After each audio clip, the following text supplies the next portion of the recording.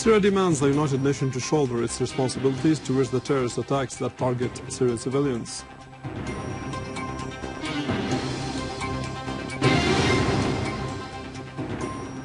And the Syrian army continues counter-terrorism operations, killing scores of terrorists from the so-called Islam army.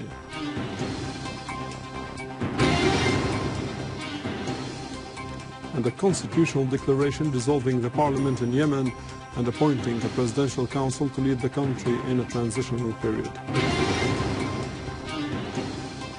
Patriarch Yazigi heads the mass in the Monastery of Saint Elian in the old city of Homs.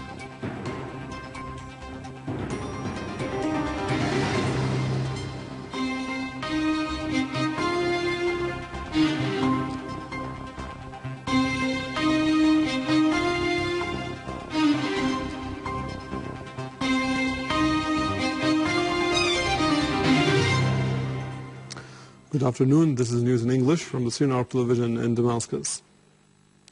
Russia's permanent representative at the United Nations, Vitaly Churkin, affirmed that Moscow officially submitted to the United Nations Security Council a draft law to stop financing the ISIS terrorist organization and halt trade deals with them, especially selling oil from these organizations.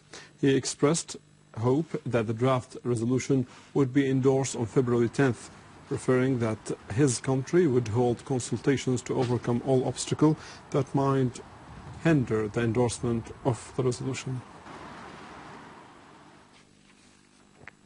Units of the Syrian army and armed forces targeted dens of Islamic State of Iraq and Levant ISIS, a terrorist organization in the southern countryside of Hasaka province, inflicting heavy losses upon them. The Syrian army hit with artillery ISIS gatherings and dens in Al-Badran village, 20 kilometers south of Hasaka city, destroying many of ISIS vehicles and weapons and killing a number of terrorists and injuring others. Another army unit crushed ISIS gatherings in Bab al-Khair village, 20 kilometers south of the city. The Syrian army eliminated scores of terrorists, the majority of them from the so-called Organization of Islam Army, in the villages of Eastern Ghouta in Damascus' eastern countryside.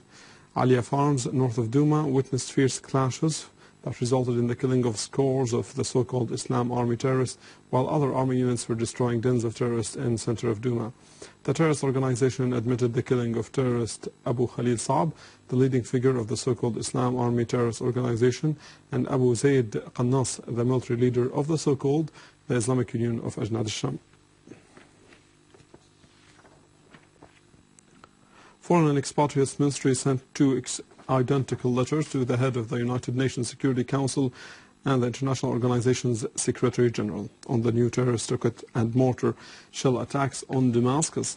The ministry said that the terrorists fired more than 115 rocket shells of varying sizes on Damascus, in addition to 6 on Latakia and 9 on Aleppo, with the shells hitting civilians' houses, schools and universities, and landing near governmental, diplomatic and international establishment buildings, claiming the lives of 26 people and injuring 48 others, according to preliminary reports, including children, women and elderly people, in addition to causing massive material damage that is currently being assessed. The ministry noted that Syria had repeatedly warned against the threat posed by these terrorist organizations to international and regional security and stability and the repercussions of the support provided to these organizations by some states, as these repercussions will not be limited to Syria but will extend to reach even those who support, fund and train terrorists, citing the recent events in France and elsewhere as proof of the ferocity of the Syrian government's position and the need for the world to cooperate and coordinate with Syria to combat terrorism. The ministry said that the aforementioned terrorist crimes required that the Security Council and the United Nations Secretary General should shoulder their responsibilities, condemn these terrorist actions, take the necessary steps and coordinate and cooperate with the Syrian government in its war against terror, taking the necessary steps to pressure the states that support terrorism to cease their actions immediately and to shut down the camps where these terrorists are trained, in addition to taking steps to stop the flow of terrorists into Syria as per international legitimacy resolutions, and adding that the Islam Army, the Islamic Front and other such groups to the lists of terrorist entities.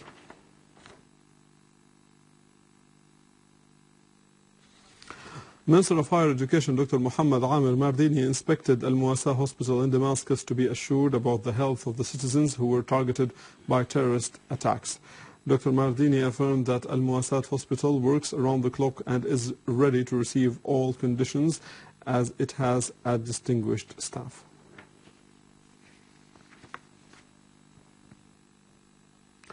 Iraqi army foiled a terrorist attack against a government complex in Al-Ramadi city and eliminated 39 terrorists during the operation. About 25 terrorists were also killed in Al-Hawz area in the center of Al-Ramadi. Meanwhile, Iraqi mass media said that ISIS terrorists killed 3 Iraqis by burning them to the west of Al-Ramadi.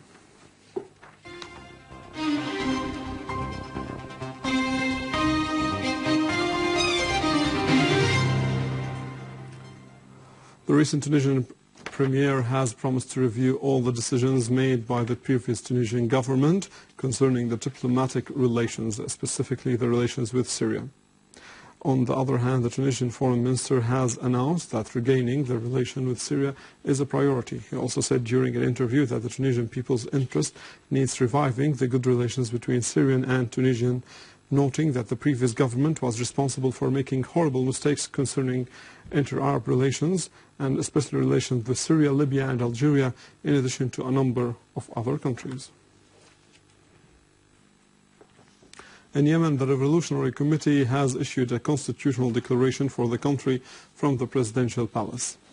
After the Yemeni president's resignation with his government, in addition to the political powers failing to reach a political resolution for the crisis, the statement included forming a transitional national assembly with 551 members instead of the dissolved parliament, as it would stay for 2 years at least. The declaration has also emphasized continuing the work with the previous constitution unless it was inconsistent with the constitutional declaration, referring that the foreign policy will be based on good relations with all neighboring countries and not to interfere in the country's interior affairs.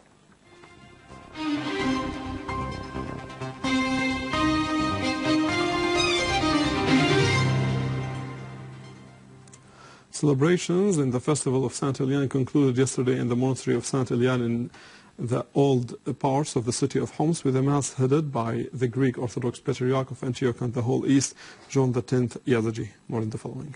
A crowd of Christian clergymen and families of Homs neighborhoods attended the Mass, holding prayers for peace in Syria and for the repose of the martyrs' souls who made great sacrifices for their homeland.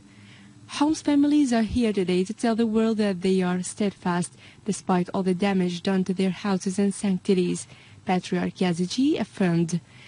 The participants expressed pleasure over celebrating the feast of Saint Elian in his monastery in the old city, vowing to rebuild the damage and rehabilitate the neighborhood and religious places.